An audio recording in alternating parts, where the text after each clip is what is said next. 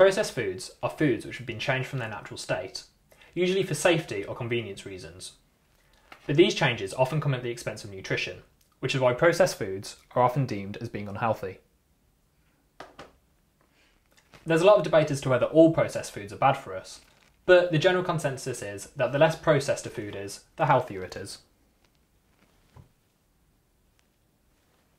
There's a lot of debate as to whether all processed foods are unhealthy, but the general consensus is that the less processed food is, the healthier it is.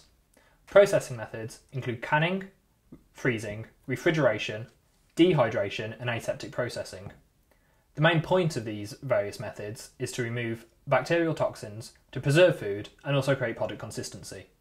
Of course, the main point for processing food is so that companies can maximise their profits. A lot of processed foods lose their nutritional value, or the parts that make them healthy.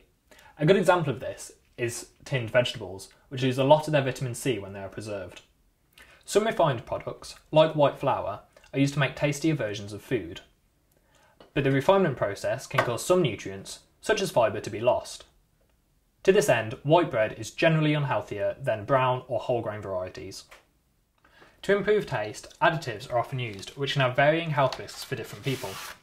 For example, sugar, artificial sweeteners and high amounts of sodium are often added to processed foods, and this can play havoc with diabetic blood sugar levels.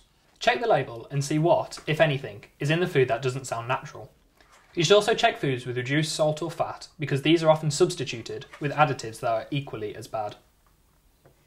Typical foods to avoid include cheap supermarket meats, ready meals, white bread and white pasta, cakes, pastries, margarine, and takeaways. As well as making blood glucose control more difficult, processed foods have also been linked to the development of certain cancers, cardiovascular disease, and even stroke.